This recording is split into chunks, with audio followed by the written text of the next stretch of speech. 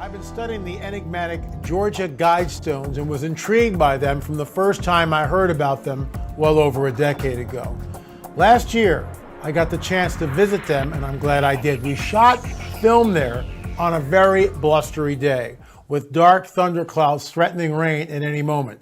You'll hear that, folks, in the audio. You'll hear all the wind and the audio. I apologize ahead of time, but that's what we had to work with. Like I've stated before, there's nothing like actually going to a site and getting the feel for the lay of the land. The Georgia Guidestones are in the town of Elberton. The site itself is located on the highest piece of land in that county. When I first saw film on the Georgia Guidestones, I imagined a much larger place, the same way I imagined Dealey Plaza in Dallas would look. Neither place reflected what my imagination conjured up. Dealey Plaza was compact and small, and so was the site of the infamous Georgia Guidestones.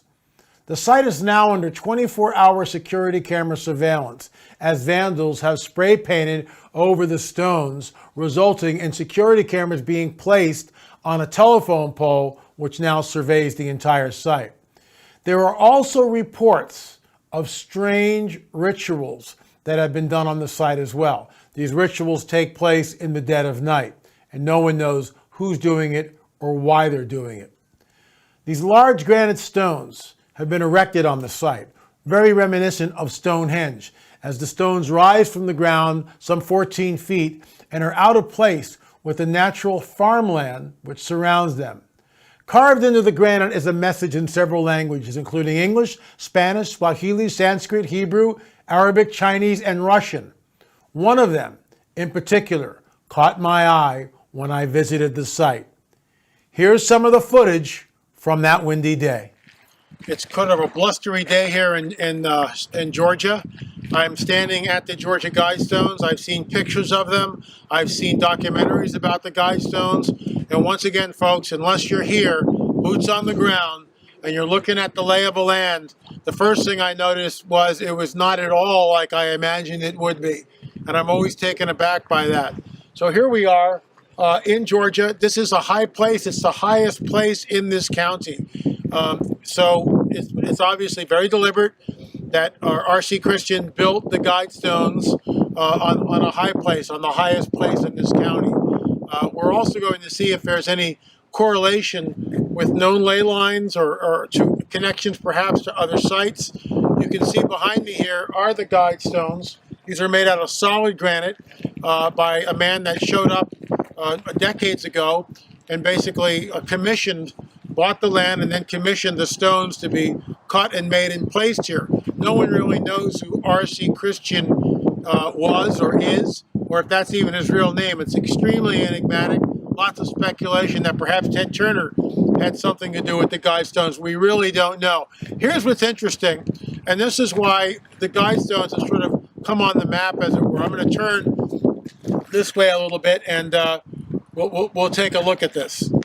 So what we're looking at here, and this is just incredible, the first one is maintain humanity under 500 million in perpetual balance with nature. What's wrong with this picture, folks, is simply this. There's 7 billion people on the planet, so 6.5 billion people are going to have to go.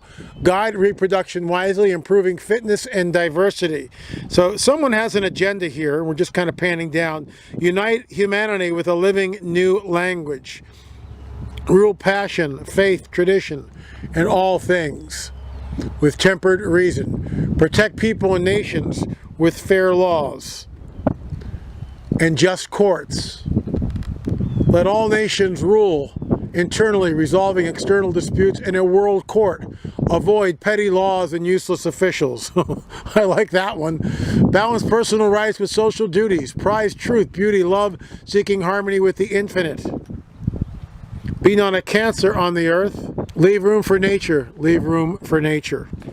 Some of these laws that we see behind me, I certainly would agree with. I mean, how can you fault them? And yet there seems to be an agenda here. For instance, I want to point out something. Prize truth, beauty, love, seeking harmony with the infinite. Well, what is the infinite? Again, in my opinion, that that speaks of a very impersonal God. It's God like the God of Star Wars, the Force. Let the Force be with you. And we know from the biblical prophetic narrative that's not the God of the Bible. The God of the Bible has a name. His name is Yahovah, and his son's name is Yeshua. And Yeshua, we believe, is going to return soon. Look, folks, there's going to be a regime change. This is a call for a regime change. This is a call, in my opinion, for a new world order. However, we know that when Yeshua returns, it's going to be different. There is going to be a new world order, but not the new world order of the Illuminati, or not the new world order of the elites. It'll be the new world order under the rightful king, Yeshua, who passed away, who died on Calvary, literally was dead. Okay, and they buried him, and we know that 3 days later he rose from the tomb. He's alive. He's a living Savior. And I know I'm getting a little religious here, but you know what, folks? I get excited because there's going to be a regime change. This planet is ruled by the god of this world, Satan, Satan, the fallen one, the dragon. And we can see that the biblical prophetic narrative, which talks about these specific signs which are going to happen at the end of the age, specifically wars and rumors of wars, famines, pestilence, earthquakes in diverse places. You've heard me talk about this incessantly, but you know what? It's happening, and it's happening right now in ways that I've never seen. I want to get real close to this so you can see it. Let these be guidestones to an age of reason. And up above here we see Babylonian, cuneiform. Over here, classical Greek. I'm turning around again. Oh, sorry. And here we've got Sanskrit, as you can see. And then over here, Egyptian hieroglyphs. And what's interesting is Pastor Jeff made a note on this, and it's pretty straight ahead. You've got Egyptian, Babylonian, Greeks, and Sanskrit.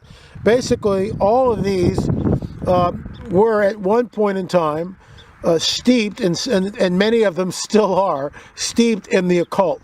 And of course, this is absolutely fantastic when you think about it. So a case could be made here that the entire Georgia Guidestones are based upon occult mystery religions. When we talk about the classical Greeks, what do we have in classical Greek? We've got mythology, and in that Greek mythos, what we see here is centaurs, minotaurs, the giants, the sons of gods, Hercules, and of course we believe that there's a direct connection to the Nephilim. This is a plaque which is centered north, south, east, and west. It gives the dimension of the stone, which we'll show you in just a minute. It also says, let these be guidestones to an age of reason. And what's fascinating about this, we see Babylonian, Egyptian, classical Greek, and Sanskrit here written. And of course, these are really, when we look at it, the foundation of the mystery religions, which started all the trouble to begin with. There's a full-blown worldwide occult paradigm in operation. Think about this. When Moses and Aaron come up to the Egyptian pharaoh, there's a full-blown occult paradigm in operation. And isn't it interesting that this is what we see? Sanskrit, Egyptian, Babylonian, and classical Greek. And of course, in classical Greek mythos, we have minotaurs, centaurs, and fauns. These are all hybrid or chimeras, chimera creatures which roam the earth, and I believe that that was literal. We also see what I believe is the Nephilim. Look at Hercules, who was the product of gods and earthly women. So the whole idea of a Nephilim is even, in some ways, and maybe it's a stretch to some of you out there, in some ways embedded in the Guidestones. There was also a DVD that was created by Adullam Films, specifically by Chris Pinto with the help of Dr. Mike Bennett. They seem to have gotten to the bottom of the mystery concerning the Georgia Guidestones, as far as who constructed them and why. Here's what the copy that explains the film says. In 1979, a mysterious stranger appeared in the remote town of Elberton, Georgia. The man introduced himself as R.C. Christian, but admitted this was not his real name. He claimed to represent a small group of loyal Americans who wanted to erect a monument they hope would inspire the Age of Reason.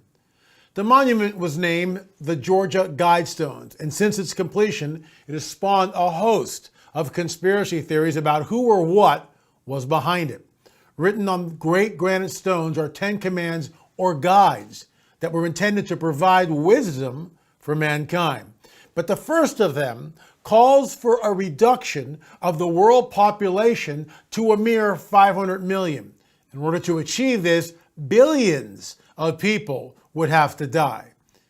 Many have wondered, is this monument designed to inspire wisdom or to launch a global genocide?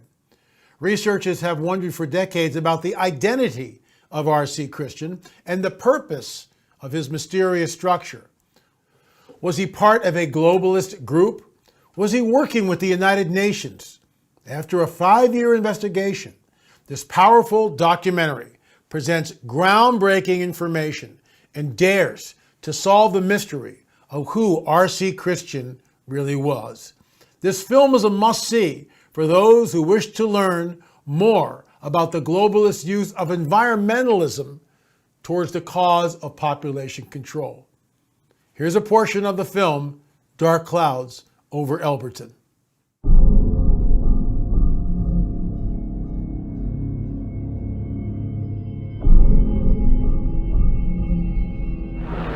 Over 951 cubic feet of granite make up the 11 pieces of the monument. The overall height is 19 feet 3 inches from the surface of the ground to the top of the capstone. Thank you. Congratulations. There are slots and holes in the center stone that have astrological significance because they have been cut at precise angles to permit accurate readings of the sun and moon at various times of the year. Standing on the highest point of Elbert County, the Georgia Guidestones have raised a lot of questions. 4 upright stones more than 16 feet high, with support stones totaling almost 238,000 pounds. And there's a message sandblasted in 12 languages in letters 2 inches tall. The sponsors of the mysterious project are said to be an anonymous group of out-of-state Americans promoting the concept of the conservation of mankind. Here's the mystery, though. Elberton granite businessman Joe Findlay was contacted to build the project by a man using the fictitious name of R.C. Christian. Granite City Bank President Wyatt Martin served as intermediary, handled the escrow account for all funds, and says he'll carry the secret of who R.C. Christian is to his grave. The mere fact that it is a mystery as to the identity of the people will lead others to come and look at the stones and wonder who put those stones there.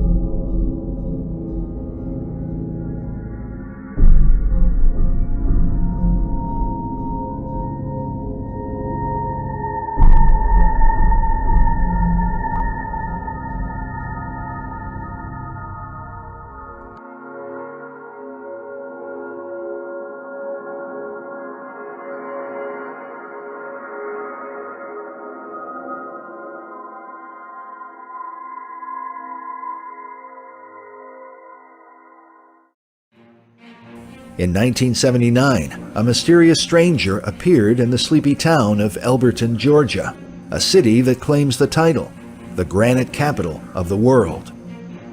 The man referred to himself as R.C. Christian. He claimed to represent a small group of concerned Americans who desired to erect a monument for the benefit of mankind. Written upon the granite structure are what are sometimes called the 10 Commandments of the New Age. Some believe they hold a sinister meaning. I've seen published tracts saying that those 10 guides are the 10 Commandments of the Antichrist. The most disturbing is the first, to maintain humanity under 500 million in perpetual balance with nature. With the world's population at well over 7 billion people, that would mean that many would have to die.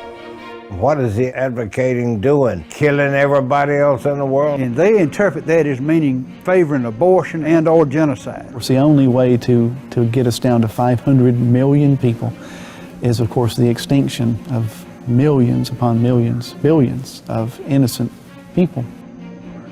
Since 1980, when the monument was first revealed, clouds of suspicion have lingered over the Georgia Guidestones and those who built it. Conspiracy theories abound, along with accusations of genocide, globalism, and a New World Order agenda. Does it create sort of a dark cloud over Elberton? The short answer is yes. A lot of people have used the word scared to describe their feeling when they come out here. Somebody would say, well, they're going to have a sacrifice and they're going to have one of your cows up there. We heard that some witches have been out here. Yet despite the ominous overtones, the defenders of the Guidestones argue that R.C. Christian had no sinister intention when he designed the monument. There's been a lot of misinterpretations of the whole thing because of a few things in the wording of that monument. But who was this mysterious figure, and what was his true intention? A stone plaque written by the author tells us that the name R.C. Christian was just a pseudonym. For more than 30 years, researchers have speculated about the stranger's identity. Suspected candidates have included media mogul Ted Turner and Scientology founder L. Ron Hubbard. But now, for the first time in history, the secret identity of R.C. Christian can finally be revealed. Well, there you go. Whoops.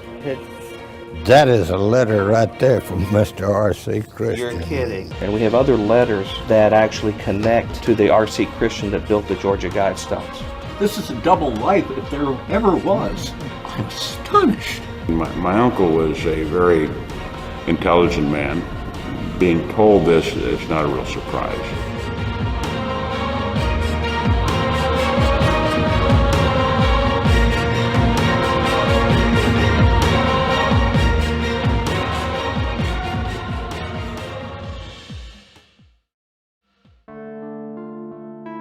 Our journey began with fellow producer, Dr. Mike Bennett. We went to seek out Wyatt Martin, the only living person said to know the real identity of R.C. Christian. While we knew that Mr. Martin was committed to secrecy, we hoped to at least gain some insight into the strange monument he helped to create. We're in Greensboro, Georgia, and we're getting ready to conduct an interview with Wyatt Martin, the banker who helped make the financial arrangements for the construction of the Georgia Guidestones. And according to official published reports, may be the only person who knows the true identity of R.C. Christian. Let's go inside.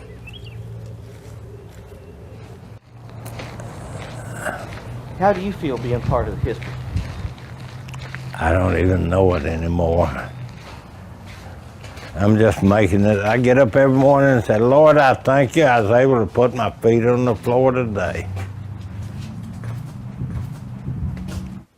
The one thing I assured him, I would never divulge who that family was. So don't ask me that question. I'm not going to divulge who he was or what his occupation was. Because he used the name of R.C. Christian, he told me, because he was a Christian. We may ask you a little bit about your experience. Yeah, that's fine. And why, because that's obviously a curiosity people have. Why would he use that name and things? So. Well, you see, if it was not kept as a great secret who the people were who put it there, people would soon get over going up and reading those 10 precepts. And you have to remember, this was done during the time when Russia and the U.S. were threatening each other with nuclear missiles in the time of the Cold War.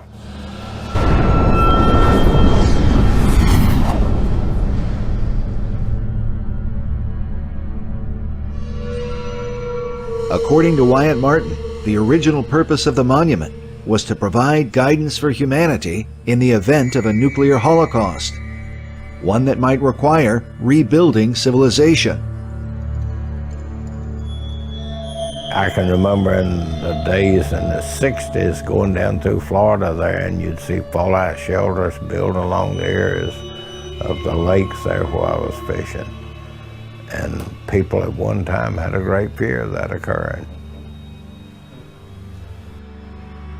We had to enlist the services of people that, like from the University of Georgia, to show us how to drill the hole up through the Norman Pole where you could look at night and see Polaris, the northernmost star. Because if this worldwide calamity had arisen, you could have gone back and found the northern star again. With the sun coming through the slots drilled down through the Norman Pole, when the sun rises on the shortest day of the year, it shines at a different angle through there, so you can tell the shortest day. On the longest day of the year, it'll shine out the other way, and you can therefore establish the calendar again, so you could reestablish the compass and the calendar. Wyatt Martin became closely acquainted with many details of the Guidestones because of his working relationship with R.C. Christian. But how did he first meet this mysterious stranger? We asked him to explain how it all began. Well, I was president of the bank, the Granite City Bank, which no longer exists, there in Elberton, and also president of the Chamber of Commerce for 2 years. And one Friday afternoon, a customer of mine called me and said, "There's some kind of kook over here in my office wanting this crazy monument, and that we're busy with payrolls. Could you talk with him?" I said, "You're trying to put one off on me." He said, "No, I want you to talk with him." The man on the phone was Elberton businessman Joe Findlay. Joe Findlay, who is now deceased, owned Elberton Granite Finishing Company. Mr. Findlay says that late one afternoon, a man came into his office, told him he wanted to buy a monument. Well, this is a fairly common occurrence here in Elberton. People passing through from all over the country. They think they can buy a cemetery memorial cheap because they can get it wholesale. And so it's a fairly common thing for people to stop in and say, "I want to buy a monument." And of course, we say, well, we don't sell them to the public. We sell them to monument retailers. We're wholesale manufacturers. And by the time you paid the freight to get it north, you'd come out cheaper to buy it locally, plus, you know, the service aspect. But anyway, this man said he wanted to buy a monument. Mr. Findlay, it was late. He said he thought, well, you know, he said, "Well, sir, we're a wholesale manufacturing company. What kind of monument?" He said, "Oh, I want one 20 feet tall." And here we go. And this man told him, said, "I'm not going to tell you my real name, but I'm a Christian, and I'm going to use a pseudonym as R.C. Christian." He said, "I represent a group who wants to put up a monument espousing these rules for mankind." And of course, Mr. Findlay said his interest, you know, became more curious and more curious. Findlay died in 2005, but decades later, his son still recalls that first meeting he had with a stranger in 1979. My name is Joe Findlay Jr. My dad, Joe Findlay Sr., was the gentleman who company built the Guidestones back in 1979, 1980. What was the scope, the total thing he was responsible for with the Guidestone project? The granite came from our quarry. We owned a quarry at the time, Pyramid Quarries, off Highway 72. Mr. Christian, spoken for the anonymous group, said, "Mr. Findlay, I want to buy a monument," and he gave them the sizes, and they were huge, as you can tell.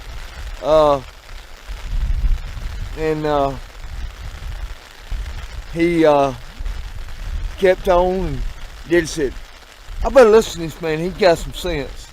So after they talked for some time, Mr. Christian said, "Mr. Findlay, what do you bank?" Daddy told him the name of both banks in Elberton at the time. We only had two.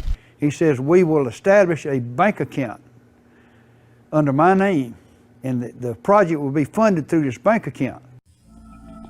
Before beginning the project, Joe Fendley had to be certain that the stranger would be able to afford the cost of such a massive undertaking. The quarrying of large blocks of granite, along with a process of sandblasting the letters into multiple languages, would require a serious amount of financial capital. That's why Fendley sent R.C. Christian to see bank president Wyatt Martin.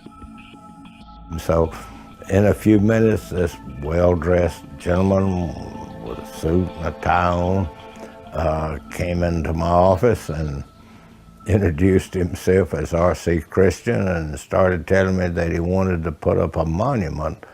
And I said, well, we can do it here in Elberton. Being president of Granite City Bank, a lot of our customers were Granite people. And so I said, why don't we walk up to the square here, and there's a monument that was the Granite Association put up in 1976. We had a big celebration in 1976 here. And so we walked up and looked at it, and I said, I think you can see from this, we have skilled people here who can do anything that you want to do with stone.